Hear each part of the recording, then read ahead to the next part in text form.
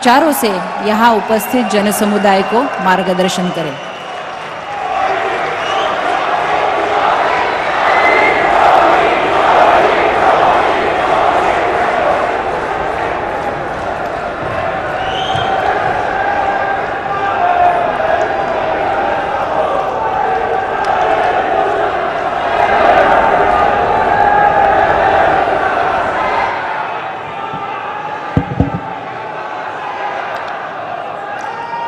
छत्रपति शिवाजी महाराज, महात्मा ज्योतिबा फुले, सावित्रीबाई फुले, महर्षी कर्वे यांच्यासह अशा अनेक प्रतिभाशाली साहित्यिक, कलाकार, समाजसेवक यांच्या वास्तव्याने पावन झालेल्या पुण्यनगरीतील माझ्या बंधू भगिनींना नमस्कार।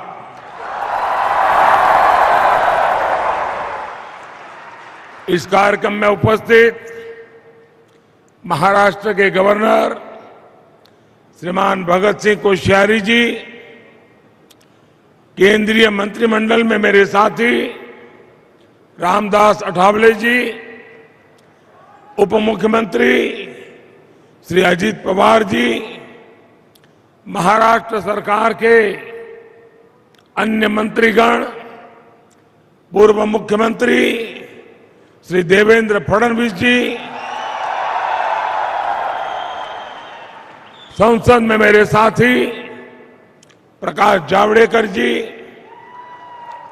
अन्य सांसदगण, विधायकगण, पुणे के मेयर मुरलीधर मोहोल जी,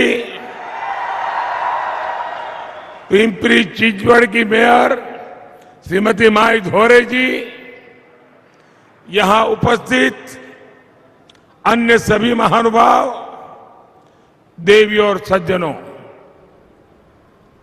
इस समय देश आजादी के 75 वर्ष निमित्त आजादी का अमृत महोत्सव मना रहा है। भारत की आजादी में पुणे का ऐतिहासिक योगदान रहा है।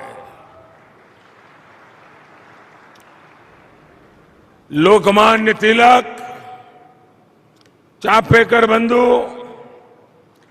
गोपाल गणेश अगरकर, सेनापति बापट, गोपाल कृष्ण देशमुख, आरजी भंडारकर, महादेव गोविंद रानडे जी जैसे अनेक इस धरती के सभी स्वतंत्रता सेनानियों को मैं आदरपूर्वक श्रद्धांजलि देता हूं।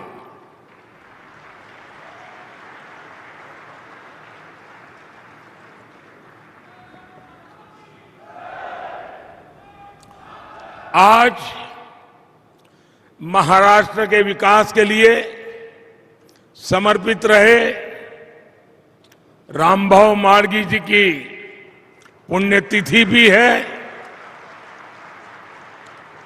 मैं आज बाबा साहब पुरंदरे जी को भी आदरपूर्वक याद कर रहा हूं। कुछ देर पहले ही मुझे छत्रपति शिवाजी महाराज की भव्य प्रतिमा का लोकार्पण करने का सौभाग्य मिला है।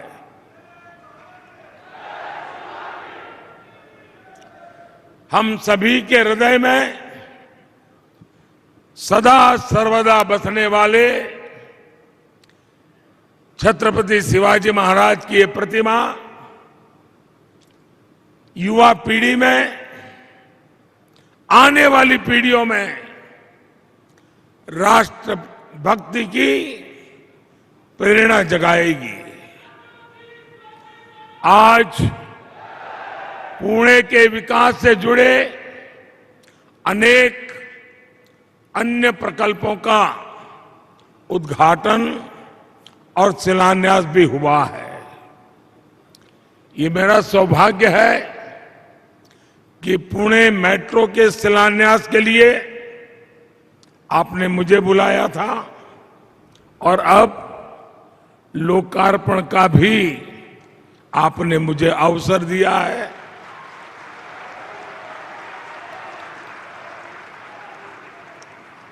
पहले शिलान्यास होते थे तो पता ही नहीं चलता था कब उद्घाटन होगा।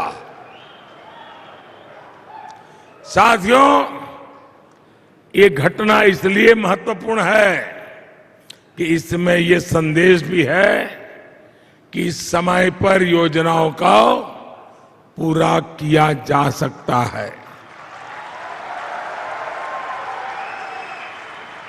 आज मूला मुठा नदी को प्रदूषण से मुक्त करने के लिए 1100 करोड़ रुपए के प्रोजेक्ट पर भी काम आरंभ हो रहा है।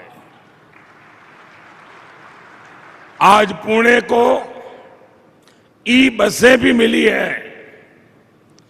बानेर में ई बस के डिपो का उद्घाटन हुआ है और इन सबके साथ, और मैं उषा जी को अभिनंदन देता हूं, आज पुणे के अनेक विविधता भरे जीवन में एक सुहाना तोहफा आर के लक्ष्मण जी को समर्पित एक बेहतरीन आर्ट गैलरी म्यूजियम भी पुणे को मिला है। मैं उषा जी को, उनके पूरे परिवार को, क्योंकि मैं लगातार उनके संपर्क में रहा हूं, उनका उत्सव, एक मन में लगन और काम को पूरा करने के लिए दिन रात जुटे रहना, मैं वाकई पूरे परिवार का, उषा जी का अभिनंदन करता हूं। इन सभी सेवा कार्यों के लिए मैं आज पुणे वासियों को बहुत बहुत बधाई देता हूं और साथ साथ हमारे दोनों मेयर साहिबान को, उनकी टीम को तेज गति से विकास के अनेक काम करने के लिए भी बहुत बहुत बधाई देता हूं। भाई और बहनों, पुणे अपनी सांस्कृतिक, आध्यात्मिक और राष्ट्रभक्ति की चेतना के लिए मशहूर रहा है और साथ ही पुणे ने education, research and development, IT और ऑटोमोबाइल के क्षेत्र में भी अपनी पहचान निरंतर मजबूत की है। ऐसे में आधुनिक सुविधाएं पुणे के लोगों की जरूरत है और हमारी सरकार पुणे वासियों की इसी आवश्यकता को ध्यान में रखते हुए अनेक मोर्चों पर काम कर रही है। अभी थोड़ी देर पहले मैंने गरवारे में आनंद नगर तक पुणे मेट्रो में सफर किया है।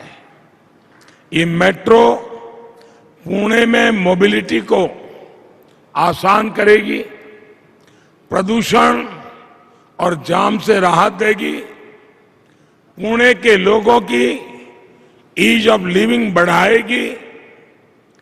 5-6 साल पहले हमारे देवेंद्र जी जब यहां मुख्यमंत्री थे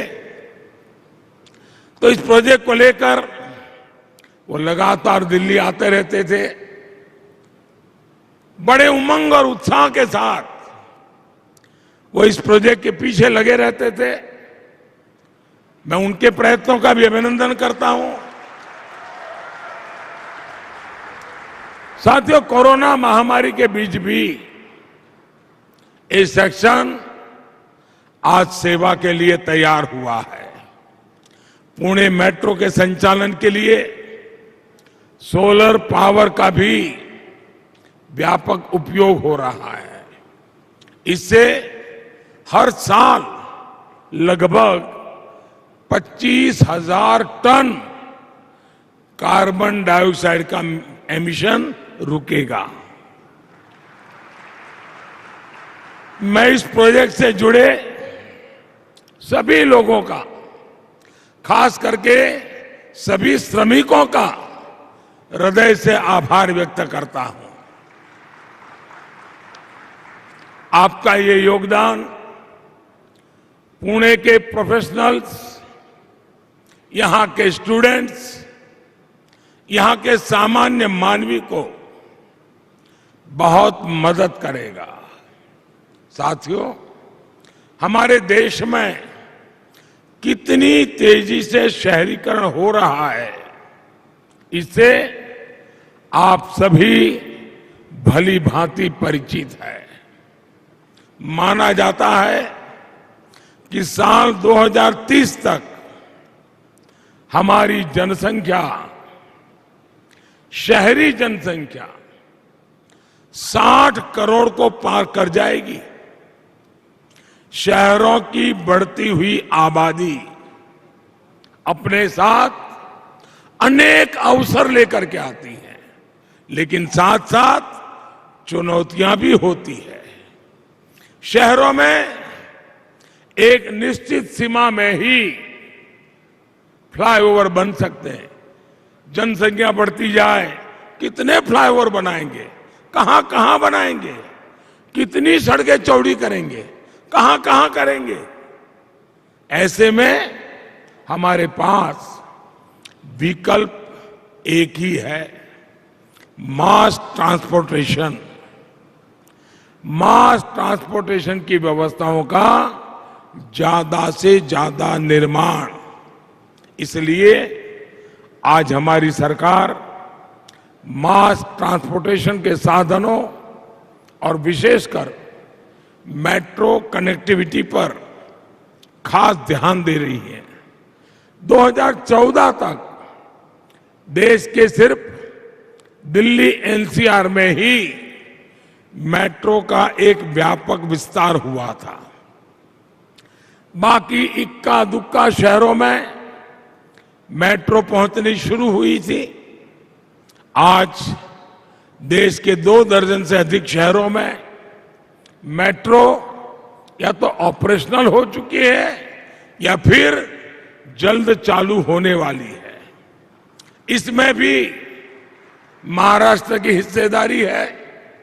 मुंबई हो, पुणे पिंपरी चिंचवड़ हो, ठाणे हो, नागपुर हो, आज महाराष्ट्र में मेट्रो नेटवर्क का बहुत तेजी से विस्तार हो रहा है।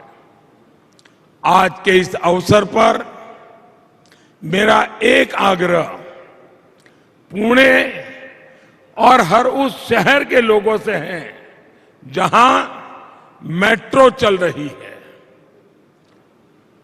मैं प्रबुद्ध नागरिकों से विशेष आग्रह करूंगा, समाज में जो बड़े लोग कहे जाते हैं उनसे मैं विशेष आग्रह करूंगा कि हम कितने ही बड़े क्यों ना हुए हो, मेट्रो में यात्रा की आदत समाज के हर वर्ग को डालनी चाहिए। आप जितना ज्यादा मेट्रो में चलेंगे उतना ही अपने शहर की मदद करेंगे। भाइयों और बहनों, 21वीं सदी के भारत में हमें अपने शहरों को आधुनिक भी बनाना होगा और उनमें नई सुविधाएं भी जोड़नी होगी। भविष्य के भारत के शहर को ध्यान में रखते हुए हमारी सरकार अनेकों परियोजनाओं पर एक साथ काम कर रही है। हमारी सरकार का प्रयास है कि हर शहर में ज्यादा से ज्यादा ग्रीन ट्रांसपोर्ट हो, इलेक्ट्रिक बसों हो, इलेक्ट्रिक कारें हो, इलेक्ट्रिक दोपहिया वाहन हो, हर शहर में स्मार्ट मोबिलिटी हो, लोग ट्रांसपोर्ट सुविधाओं के लिए एक ही कार्ड का इस्तेमाल करें, हर शहर में सुविधा को स्मार्ट बनाने वाले integrated command and control centre हो, हर शहर में सर्कुलर इकोनॉमी को मजबूत बनाने वाला आधुनिक वेस्ट मैनेजमेंट सिस्टम हो, हर शहर को वाटर प्लस बनाने वाले पर्याप्त आधुनिक सीवेज ट्रीटमेंट प्लांट हो, जल स्रोतों के संरक्षण का बेहतर इंतजाम हो, हर शहर में वेस्ट टू वेल्थ क्रिएट करने वाले गोवर्धन प्लांट हो, बायोगैस प्लांट हो, हर शहर एनर्जी एफिशिएंसी पर जोर दें, हर शहर की स्ट्रीट लाइटें स्मार्ट एलईडी बल्ब से जगमगाए। इस विजन को लेकर हम आगे बढ़ रहे हैं। शहरों में पेयजल और ड्रेनेज की स्थिति को सुधारने के लिए हम अमृत मिशन को लेकर के अनेक विध इनिशिएटिव लेकर के चल रहे हैं। हमने रेरा जैसा कानून बनाया ताकि जो मध्यम वर्ग के परिवार कभी इस कानून के अभाव में परेशान होते थे, पैसे देते थे, सालों निकल जाते थे, मकान नहीं मिलता था, उन सारी समस्याओं का समाधान जो कागज में बताया जाता था वो मकान नहीं होता था, बहुत सारी अव्यवस्थाएं होती थी। एक प्रकार से हमारा मध्यम वर्गीय परिवार जो जिंदगी की बहुत बड़ी पूंजी से अपना एक घर बनाना चाहता है, वो घर बनने से पहले ही अपने साथ चीटिंग हुआ महसूस करता है। इस मध्यम वर्ग के लोगों को, घर बनाने वाली इच्छा रखने वालों को सुरक्षा देने के लिए ये रेरा का कानून बहुत बड़ा काम कर रहा है। हम शहरों में विकास की स्वस्थ प्रतिस्पर्धा भी विकसित कर रहे हैं ताकि स्वच्छता पर स्थानीय निकायों का पूरा फोकस रहे। अर्बन प्लानिंग से जुड़े इन विषयों पर साल के बजट में भी ध्यान दिया गया है। भाई और बहनों, पुणे की पहचान ग्रीन फ्यूल के सेंटर के रूप में भी सशक्त हो रही है। प्रदूषण की समस्या से मुक्ति, कच्चे तेल के लिए विदेशी निर्भरता को कम करने और किसानों की आय बढ़ाने के लिए हम इथेनॉल पर, बायोफ्यूल पर फोकस कर रहे हैं। पुणे में बड़े स्तर पर इथेनॉल ब्लेंडिंग से जुड़ी सुविधाएं स्थापित की गई है। इससे यहां आसपास के गन्ना किसानों को भी बहुत बड़ी मदद मिलने वाली है। पुणे को स्वच्छ और सुंदर बनाने के लिए भी आज महानगर पालिका ने अनेक काम शुरू किए हैं। बार बार आने वाली बाढ़ और प्रदूषण से पुणे को मुक्ति देने में ये सैकड़ों करोड़ रुपए के प्रोजेक्ट बहुत उपयोगी होने वाले हैं। मूला मुठा नदी की साफ सफाई और सौंदर्यीकरण के लिए भी पुणे महानगर पालिका को केंद्र सरकार पूरा सहयोग दे रही है। नदियां फिर से जीवंत होगी तो शहर के लोगों को भी सुकून मिलेगा, उन्हें भी नई ऊर्जा मिलेगी।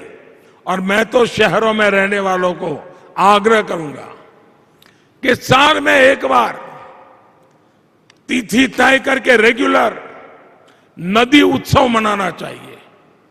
नदी के प्रति श्रद्धा, नदी का महात्म्य, पर्यावरण की दृष्टि से प्रशिक्षण, पूरे शहर में नदी उत्सव का वातावरण बनाना चाहिए।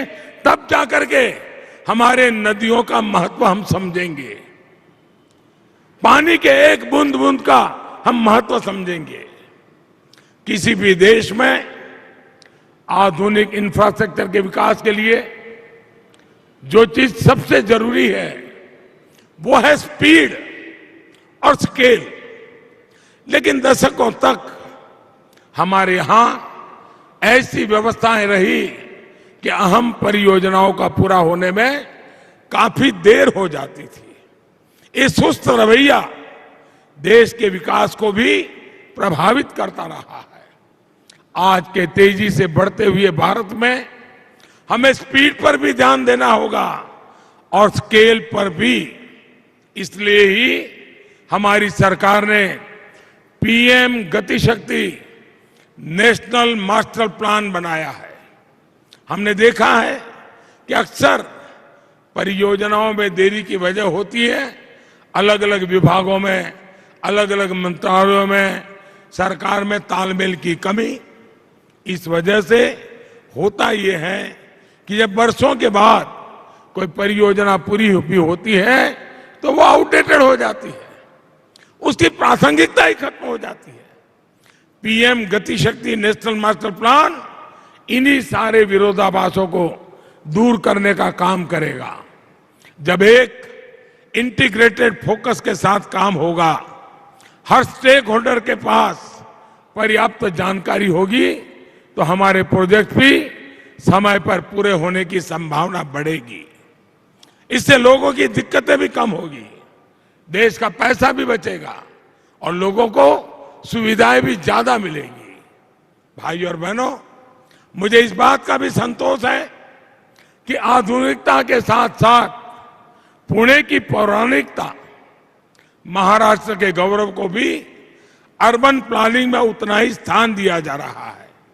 ये भूमि संत ज्ञानेश्वर और संत तुकाराम जैसे प्रेरक संतों की रही है। कुछ महीने पहले ही श्री संत ज्ञानेश्वर महाराज पालकी मार्ग और संत तुकाराम महाराज पालकी मार्ग का शिलान्यास करने का सौभाग्य मुझे मिला है। अपने इतिहास पर गर्व करते हुए आधुनिकता की विकास यात्रा यूं ही सतत चलती रहे, इसी कामना के साथ पुणे के सभी नागरिकों को फिर से बहुत बहुत बधाई, बहुत बहुत धन्यवाद।